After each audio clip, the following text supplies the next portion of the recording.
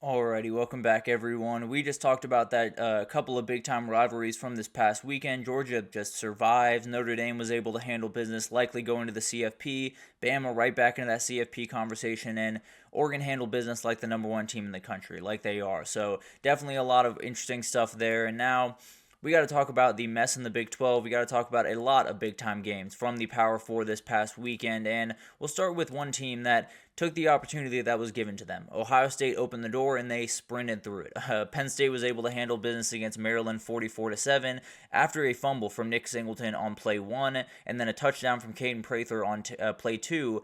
It was all Penn State in this game. They totally dominated this one. The defense continues to improve throughout this year, allowed under 200 yards in this game, forced 3 INTs, and got home 6 times for sacks. Really incredible stuff, and when you have an Oregon attack coming in next week, you got to feel pretty good about that defense right about now. If they can slow this run game down the way they did Maryland and the way they did a lot of teams, going to be a really, really fun game to watch. But a huge performance that puts them in the Big Ten championship, and now you just got to see if you can shock the world, sort of. I think a lot of people had written off Penn State in terms of they're probably going to get into the CFP, but probably lose their first round or second round game, not necessarily have the year that they want. Now they're going to Indianapolis, and they have every single chance to win that game, possibly be the 1 or 2 seed in this thing, and then we'll see what happens for Penn State. A lot of doors were opened on Saturday, and they handled their business. Ohio State didn't. Now they get to face off against Oregon and see if they can etch their name and get that bye into the CFP.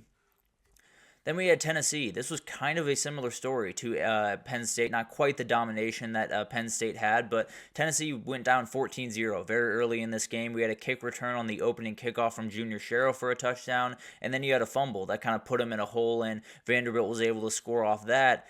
Then Tennessee just took over. They totally took over in this game, and the biggest one that they found was the pass game. It felt like this team got a little bit more dangerous in the pass game. Nico Iamaleava was very, very sharp in this game. Dante Thornton made the plays that he can make, where he just kind of takes the ball on a post and goes 86 yards for a touchdown. Did that one, scored another, I believe, 26, 28-yarder. Really incredible stuff. And then when you have Dylan Sampson running the ball the way he did, I think he had 177 yards in this game.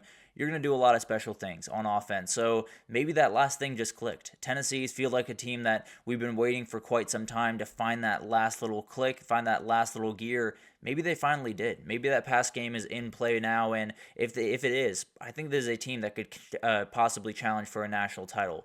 They're pretty firmly in the CFP field as far as I'm concerned. I think they're likely hosting a game. I think that Ohio State loss puts them in a very good position. We'll see what happens. We'll see how far Ohio State drops down the rankings, but at the end of the day, they're in a really good spot and definitely a team that could be scaling at the very right moment.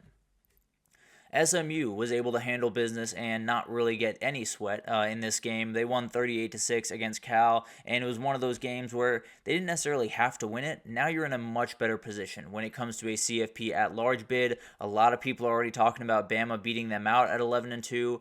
I would not be part of that group. I can absolutely promise you that. If they're an 11-2 team, I would firmly have them in the field. I don't think as many people would. So we'll see what happens in the rankings tomorrow. But at the end of the day, I think SMU is still in a relatively precarious situation for the CFP. But as for this game, Brashard Smith totally took over. 16 carries, 68 yards, and a score on the ground. 3 catches, 66 yards, and a score receiving. He was remarkable. Pretty much the entire day, he took over this game, and Cal just had absolutely no answer, especially without Fernando Mendoza at quarterback. The offense just could not keep up with what SMU was doing. So SMU, I think they should be in regardless. I think regardless of what happens, maybe if they get blown out in the ACC championship, we're having a different conversation, but the one loss is being BYU, and they're in a position to play for their conference title. If we're going to punish them for that, then I think we're doing the wrong thing. But at the end of the day, I think they're in a precarious situation. I think the loser of that ACC championship, if it is SMU, would be kind of on that bubble with Alabama, with Ole Miss, with South Carolina, with Miami, and you just have to figure it out. At the end of the day, I would put them in, but I can't promise the same thing for the CFP committee. But they finish their season, they move on to the ACC title, and they could leave all doubt out of it by beating Clemson and getting that possibly a bye at that 3 spot where they are right now. And then Indiana, they put a period on this season, an exclamation point on this season against their rival, and it led to the firing of Ryan Walters. Purdue is going to be looking for a new head coach, one of those programs that is very, very hard to win at. Jeff Brom did an incredible job there. That's why he's at Louisville right now. But at the end of the day, going to be interesting to see which way they go. I think there's plenty of great options around the country.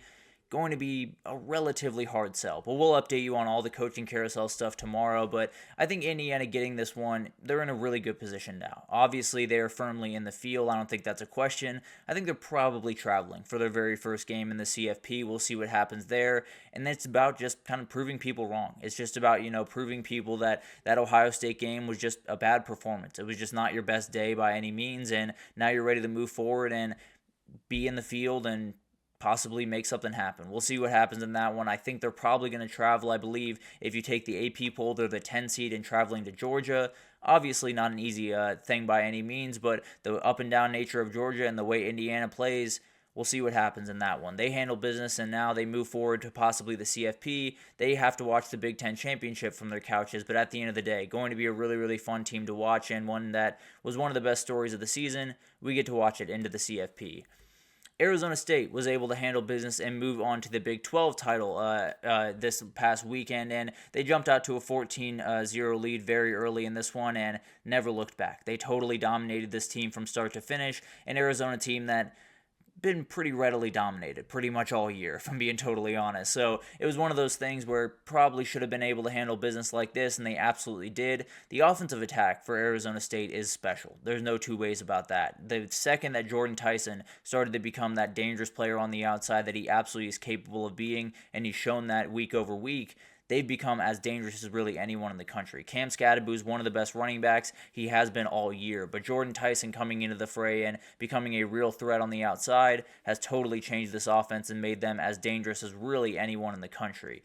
They're heading to Arlington and possibly punch their ticket to the CFP. I'll talk about the Big 12 tomorrow, but I think they probably should be getting some more love for two teams getting into this thing, but at the end of the day, Arizona State is firmly into the Big 12 title, and they're going to face off against this Iowa State team that was able to handle business against Kansas State. It was not necessarily all that pretty throughout this game, but Iowa State was able to handle business. They will be joining Arizona State in Arlington, and we'll talk about the game that actually sent them there here in a second, but really good stuff from Rocco Becht. He kind of had an odd day. He only completed 13 of 35 passes.